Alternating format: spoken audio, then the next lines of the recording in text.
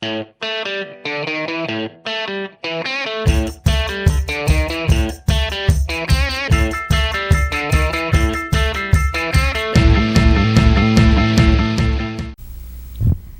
I'm Mark Clem, your host for Meet the Members of the National Ski Patrol, and like we always say, all season long.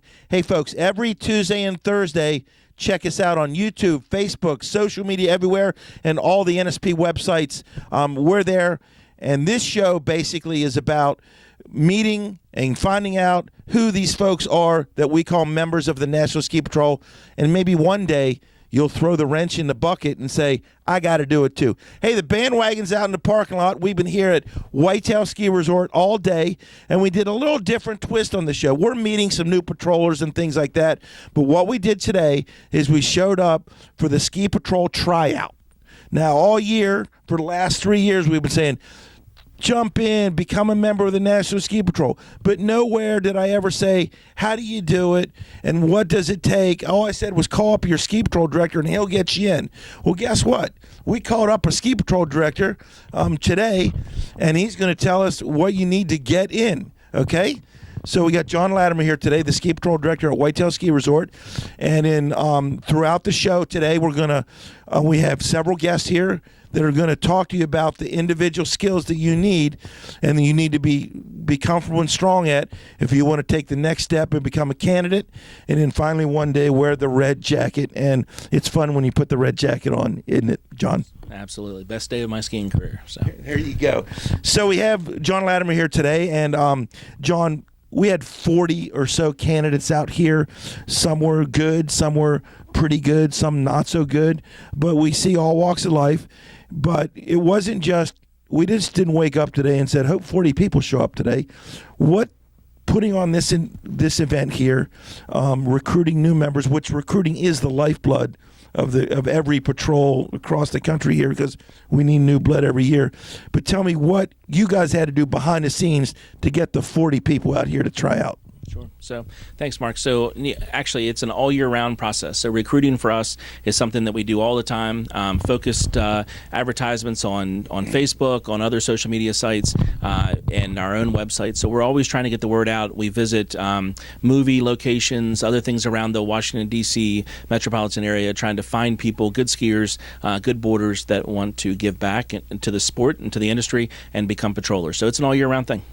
So talk to me about the specific logistics you have to. I mean, you have to have enough evaluators, sure. And how many of those you take, and people registering people, and hopefully the mountain will help us out with some lift tickets and things like that. So it's not a 1 or 2 person project, I don't think. No, I mean we're a 100-person patrol, and probably 20 people are directly involved in today between the evaluators, our recruiters. I mean, the guys that recruit for us, that's all they do in addition to patrolling. So it's all we ask of them because they do a tremendous thing. We started first thing this morning, meeting people here in our first aid clinic, and we were on the hill around 9 o'clock, and we spent about 2 hours on the mountain. Not the best conditions today, which is actually a good thing. Yeah. I mean, that's a good thing because it showed everybody that even when it's freezing rain and ice out, we're still patrolling. So it was a good day. Everybody participated, and ultimately we ended up with 11 people that are going to join the 2019-2020 candidate class. So it's a good day. It's funny because we joked about that. We're up on the hill and said, John, I can't see 10 feet in front of me, and it's raining. I said, if they show up today, then they passed part of it. Yeah, that's exactly right. I rode up on the chairlift with a guy that was from Crystal Mountain, and he said it was a 2 chairlift day, and I said, what does that mean? He says, because I can't see more than 2 chairlifts ahead. So he was right. It was pretty thick up there, but it was good for the candidates to know what they were getting into. And also, I guess it shows, we don't just patrol when it's bluebird skies and fresh powder. I mean, that's fun when we get it, but we're out here every condition, right? Every condition and every day, and frankly, in the Mid-Atlantic, you just never know what you're going to get. So it's tough to predict, and so the best thing to do is to plan on bringing all types of things in the way of clothing every day, because you just never know what you're going to get into. I heard that. And you had I know one other key member. I mean, there was a lot of key members out there, but Seth Mosier was kind of a guy who did a lot of the paperwork and then the registrations. I mean, when we're out there skiing and having fun, I mean, he's in here at the desk collecting names and stuff like that. That's kind of a unsung hero, thankless job as well. Absolutely. And for him, I mean, he's the guy managing the social media posts, and he's the person communicating. So as I was getting emails from people on our website, I'm pushing them to him for the last 3 or 4 weeks as things kind of got hot. And Seth's the one at 10 o'clock on last night at 10 o'clock. He's actually talking to 2 different people that came in today. So it is a thankless job, and it is there's a lot of hours involved. But ultimately, when we mint these new patrollers every year, come the end of February, 1st of March, it makes it all worth it. Now, do you do an interview process, and how do you get to know these folks to see if their personality the right fit? And because that's always, you never know who you're going to get off the street. So what are the other steps you go through to ensure that, because it is a lot of time and there's some financial commitment, I mean, it's every bit of a year before you can eventually become a patroller. But talk about that part of it. So, I mean, if you look at our attrition rates, our number one goal every year is to turn out great patrollers. But our number 2 goal is to improve upon our attrition rate from class, meaning to pick the best people that are the most informed and know what they're getting into. It is a year-long commitment. I mean, you're going to start at the end of April with class, and you're going to finish that class for the medical side in December. Then you're going to start skiing or snowboarding, and you're going to do that till late February, early March, where hopefully you're going to earn your cross, and then you got the rest of the season to do. So, I mean, it's a 1-year commitment. And so for us, it's about having a conversation with these folks early on in the process. From the time that they express interest, we're talking to them about making sure that they know what they're getting into. And ultimately, it kind of all comes together and culminates today. And in the conversation that we just had about 10 minutes ago after the picks were made was, I challenged each of them this morning in the opening conversation that if they weren't quite up for that year-long commitment, to take the comp ticket and go have a great day on us. And they were free to go. And nobody took me up on it. And I reminded them of that when we were in the clinic earlier. Yeah, I might have done that. I reminded that when I was in the clinic, and still nobody took me up on it. So I'm looking forward to these 11 people. I think they're going to be good. It's a good mix of men and women, skiers, snowboarders, so we're excited. Now, folks, a lot of people exaggerate when they're telling stories and a whole bit, but when John talks about 1 year, I'm telling you, 1 year. Today is February 24th, and today was the Tryout at Whitetail. And earlier this week, we get congratulatory email that the folks just passed from the tryout that they took today 1 year ago. So 1 year, and it could go longer than a year, but factor 1 year. Yeah, absolutely. And so if you're willing to make that commitment, the next 20 years are fantastic, right? So, you put up with the year, you put up with with some of the trials and tribulations that go along, but you become a better skier. You learn skills that frankly you'll use on the ski slope, but you also use off. And there's some fantastic stories that you hear about what patrollers have done with this medical training that had nothing to do with skis or snowboards. And so what you end up with, it does cost you a little bit of time and it costs you a little bit of money, but ultimately the enrichment you get from it in your life is worth it. I don't know a patroller out there that wouldn't agree with me. I definitely agree, and this is 28 years, and I don't know if I could take the OEC class again, but I'd probably try. And again, we want to thank all the patrollers out here today, the many volunteers who came out on a rainy Sunday when they probably their day off and helped evaluate. We also want to thank the folks here at Whitetail, Don McCaskill, who gave us 40 or so lift tickets to hand out to these folks. Lonnie Whitcomb, who is the snow time risk manager, was here. I saw him. Adam Gum, the risk manager from Whitetail. They're all out here, folks, and they're cheering you on, hoping you pass. They're all committed to this process. That's exactly right. So it's a collaborative effort between the ski patrol and the mountain, and ultimately what we're looking for is great people. And so if you're interested, let us know. We don't want to forget about the lift. We had a little small mechanical problem. It freezing rain early this morning and last night, and the lift operators were fighting it.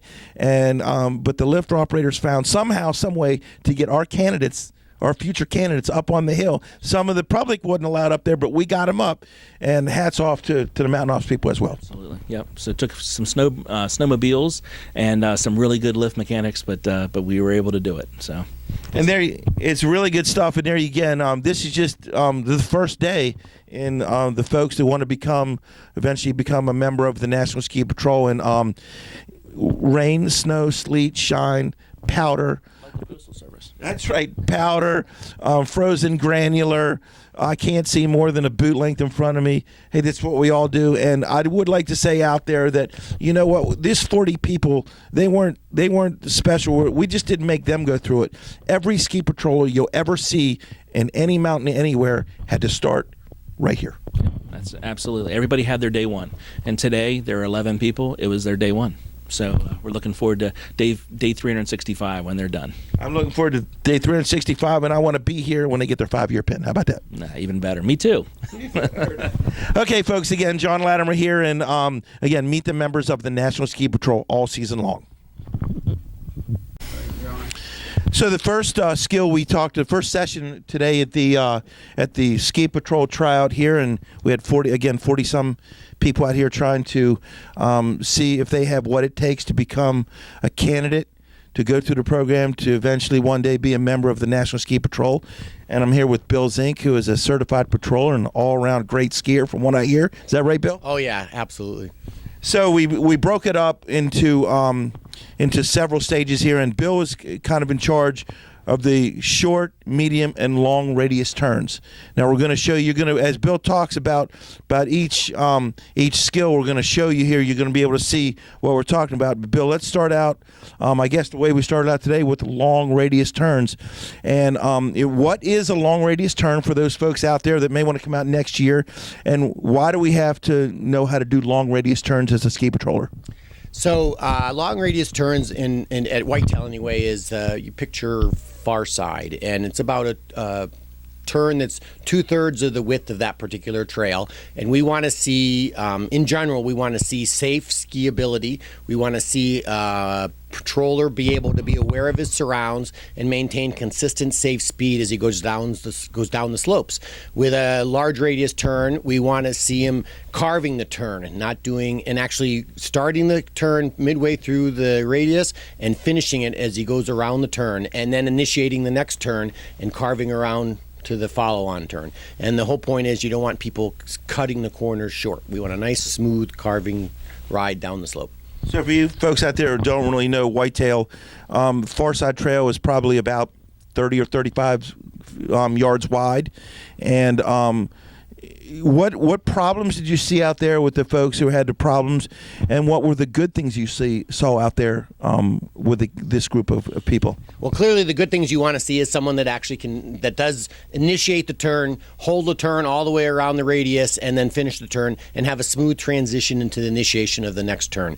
And that is just a good, smooth, rideable turn. What we didn't see were a lot of people cutting the turn short, so they really are more zipper lining the turn as opposed to carving the turn. So you're saying they were make a turn, ski straight across to the other side, make another turn. Is that right? Yes. They're like basically short radius turns in the middle of a large radius turn. And so now we'll move on to the intermediate radius turns. The medium radius turns. And the medium radius turn is really, picture 20 to 30 foot wide, two or three cat track widths, and you are, again, it's more of an S turn as you're going down the slope. And again, you're initiating the turn, you're maintaining sort of a solid balance over the center, the base of support of your ski, so that you can initiate the turn, carve it, same principle. In this case, we're starting to see some upper and lower body separation, where with a large radius turn, generally your upper body will track with your lower body. But in the medium radius turn, you're going to start seeing the upper and lower body separation. You're going to see the upper body stay relaxed and calm, and you're going to see the lower body getting into the angulation and the inclination to initiate the turn and finish it. And then we move on to the short radius turns, where we call some people skid, which we don't want to skid, right? Yeah. Again, you want to be able to. This is the term where someone really can demonstrate that they finished the turn, and it's a fall line descent. You're usually a cat track width, and you are initiating and finishing the turn within that cat track, and it's more of a linked C is how we would describe that. Again, consistent speed. You do not. A lot of people, if they're not carving the turn, will accelerate as they make that turn, and they cut it short, or they don't finish the turn and they zipper line down through the quarter. We want to see really good upper lower body separation. So if you're seeing a patroller do it, you're looking from the uphill side, you're going to see his cross being pretty smooth and stable on the top, and it's his legs that are doing it. Now, for the folks out there that still have that premonition or wish or bucket list thing that want to become patrollers, and they may not feel that they're carving the turn fully, making the even on the short radius turns. What can somebody out there do from now till next year to improve on those skills that come back out and actually make it through our tryout? Well, there's several things they can do. One is get with a good PSIA level 3 instructor and spend some time with him, and he'll certainly do a fine job of teaching them how to do it. There's some amazing videos online now that people can demonstrate it, or find someone that can do it and just follow them for a while. Because I'm a big follow me drill. Just ski with me and you'll start skiing the way I ski and the way we want you to ski. Again, and it all starts at the feet. So just to be clear, on those short radius turns, you start down at the skis and you see what the skis and the ankles and the legs are doing, and you work your way up to the body. So if you see a lot of people, their arms could be flailing around, that's not as important. That throws their balance off, but those are things that we can fix as we get skiing with them and start spending time in the handle, on the slope with them. We can fix a lot of the behaviors that really don't impact their balance. The skiers just have got to be balanced. They got to be in that good athletic stance and be aggressive when they're skiing. And when I say aggressive, they need to feel the pressure on the shins of their skis and the shins of their feet against the ski boots. I guess to sum it up, if you're wondering what it takes, I'm listening to what you said. You need to have the basic skill, and we can tweak and fix the little things. Yes, absolutely. If you are a balanced skier and you're athletic and you've got the athleticism, we'll take it from there and get you to where you need to be. Okay, folks, long, medium, and short radius turns. That's part of the plan. Okay, we're here with Clint Boyd, who was another one of the main evaluators out there today for the tryout to see who has what it takes to become a ski patrol candidate and eventually become a member of the National Ski Patrol one day. And Clint, your first station today was snow plowing, and then you did side slipping, and then you had him skiing the bumps. And let's talk about snow plowing. That seems to be even the veteran patroller's nemesis. Everyone goes, don't make me snow plow. I don't know if I can still do it. Just talk about what you have to do, the technique of doing a snow plow, what a snow plow is, and how that affects your daily ski patrol life, why you need to be able to be a good snow plower. So we'll just start at the beginning. So why you need to be a good snow plower is, one, you might be carrying a lot of equipment. You might need to kind of approach your guest in a slow manner. So it's just important to be able to approach them slowly and come up to them.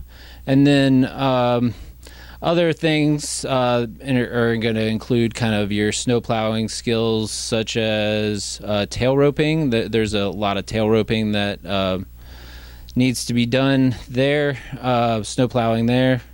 Can we do something over? Just talk about, how, for those people who say they can't snowplow, everybody can do it. Just tell me what you need to do to perform a good. You don't have to snowplow 60 yards down the mountain. Just talk about what the skills you were looking for in the people trying to do a snowplow today. So the classic pizza shape, right? So tips of the skis close to one another, good forward balance, so you're going to be pressuring the shins into the cuff of the boot, good athletic stance, so knees bent, and just kind of upper body down the fall line. Now you can see some of the folks snowplowing here. Some of the folks did it pretty good. Some of the folks need a little work, as we show the video here. And, we still talk about whatever you're doing in skiing, whether it be a snowplow or a side slip, you're still skiing. You're not sitting back and, let the skis go out from under you. Yeah, absolutely. Balance is important. We always teach balance over the length of the ski. And then let's transition a little bit into the side slip and talk about the importance of a side slip and where people sometimes have troubles and what can they work on to improve that side slip. So again, balance is key there. So center mass over the length of the ski. So what we're really looking for is feet kind of shoulder width apart, hips open and down the fall line, shoulders and upper body kind of following the hips. And if you're watching people go down in front of you, from a patrol standpoint, you should really see their cross kind of on their back the whole time. And I guess lastly, we get to the bumps, which some people dive in. Some people say, oh, no, do I got to ski the bumps? And again, it's hard to translate that we're just going out and skiing a run. there just happens to be a few obstacles in the way that we need to ski around or over? Yeah, I mean, skiing the bumps, what we're really looking for is that people are skiing it aggressively. There's a difference between aggressive skiing and skiing fast. So you can do one or the other, or you can do both. But what we're looking for is people that are skiing in control the entire time. We're not necessarily looking for people going down the zipper line or anything like that, but fairly tight turn radius, small radius turns through the bumps. Now, the obvious answer to this next question is, take some lessons. And the question is, how can these folks, that want to eventually throw their wrench in the bucket and try to become a ski patroller, and they've said, I'm done, I've seen it, I want to do it, you've reeled me in. But when they go to take a lesson, should they say anything to the instructor, say, hey, make me a ski patroller? Or, how do they make that next step? I mean, it wouldn't hurt to tell a ski instructor that's your end goal. I think a lot of ski instructors realize the skills and abilities that we expect. We work closely with ski instructors throughout the season, particularly at our patroller schools. We always bring in high-level ski instructors to help teach. So I think we have a great bond between the two organizations, and they can help us and we can help them. And how about maybe one day can they can just show up and tag along with the patroller one day? Yeah, that'd be great. We'd love to ski with you. Come out anytime. And again, Clint is a certified level skier and kind of knows what he's talking about out there, folks. So, hey, if you're itching to join, you missed this year's tryout at Whitetail, there may be some other tryouts out there you can hit before the end of the year. But, hey, if you want to do it next year, throw your wrench in the bucket and let's get going. Get work on some skiing and get ready and be that candidate next year that we want to have out here. Okay, another part of today's ski evaluation for those folks that are trying to see what it takes and see if they have what it takes to become a member of the National Ski Patrol one day by going through the candidate class and all that stuff. And I have Buck Jorst with me today, and he's our resident snowboarder here at Whitetail. And we're going to talk to Buck a little bit about, a lot of the terminology we use, the skiers know, and they're kind of, maybe a little not right that most of the terms are kind of geared for skiing, and we're going to find out from Buck is how those terms relate and translate to the snowboarder. So I guess let's start off the bat when we're talking about a snowplow. What is a snowplow? They only have one board. So tell me when you say snowplow to a potential candidate, what do they do? Well, Mark, it's really good to see you again, but I just have to say it's good to have you back up here. I think what's really important is that you'll see we use the same balance edging techniques. However, because we have the one edge, when we're doing a snowplow, on our side, it would be a heel side. And we would just stay equally balanced on both the right foot and the left foot, have our toes up a little bit, engage that heel, knees bent, and sliding down the mountain. So it's a self-controlled, safe, consistent speed down the fall line. And when we talk about a side slip, like on a side slip, a skier is going to roll their ankles over and keep up a constant speed going down the mountain. How does a snowboarder, do they just roll on and off the edge? Yeah, you're flicking your toes up a little bit, so to angle your board more to stop or to lower that edge and gain speed. It's pretty sketchy to gain speed on a hillside because you catch that toe side, you're face first into the snow. So it's a great skill to have, really useful, especially when we're working in sleds. Now, when the snowboarder actually becomes a candidate and goes through the candidate program and more importantly gets out on the snow, how much talk about how the snowplow and the side slip relate to when they get in the handles of the sled, and is it an easier skill? Is it a more difficult skill for the snowboarder as opposed to the skier? Yeah, I think it's hard to say. I've never skied in the handles. I've only done snowboard in the handles on a sled, so I really can't relate. Skiers say it looks really hard on a snowboard. I find it very easy on a snowboard when you're properly trained, and I was properly trained. Spent all my first day heel side training. It made all the difference being prepared to get that guest down off the mountain. We go right back to the principles of learning to snowboard, where just how to use that edge properly, how to twist the board in order to perform a falling leaf, which helps us shed the snow out in front of the board to keep the edge engaged all the time. It's really important. Now, when you get into the bumps on a snowboard, I mean, it's the bumps kind of freak everybody out, even on skis. But in a snowboard, is just talk about some of the techniques you need to see, not to be a world champion bump rider, but to be good enough to use those skills to act when you ski patrol on a daily basis. People either love the bumps or they hate the bumps. And when I first did this, I hated the bumps. Now I love the bumps. I love playing them. When you're taking a sled down in the bumps on a snowboard, it's a lot about timing and finesse. If you're tired at the end of the run, it means you didn't do it right. You weren't trained properly. You should be able to go back up the mountain and do it again. Just to quickly talk about it, you're coming down. You want to keep the sled in the trough, in between the bumps and on your way down, and you have to pick a good line. You ride up on a snowboard. You ride up on top of the mogul. As soon as the shovel of the sled hits that mogul, then you falling leaf to the left or right, depending on which direction you want to go, and you just keep snaking that sled right down through the trough. Now, transitioning over to short, medium, and long radius turns, it's probably not that much different than a skier, but it would seem to me that the more difficult one for a snowboarder to keep making the turn and staying on edge would be the long radius turn.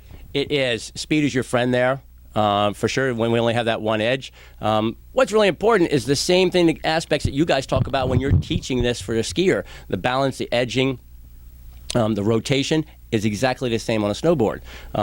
Your transitions are really important when performing a short, medium, or long radius turn. If you do your transitions in the right spot on the mountain, you'll be able to hold that edge all the way across. Now, talk to the folks out there. Again, most of these folks are watching this and they have aspirations of becoming a patroller, and maybe next year will be the time that they come out and throw the wrench in the bucket and see what they got. But if they're out there going, I don't know if I have all those skills. I don't know if I'm good enough on a snowboard. What can they work on, and how can they improve their snowboarding skills as they translate to a patroller between now, the next 6 or 8 weeks of this season, and heading into next year? My number one aspect, the thing I see the most from people learning how to snowboard, is bent knees. If we can get their knees bent, we can work on it from there. Take a lesson.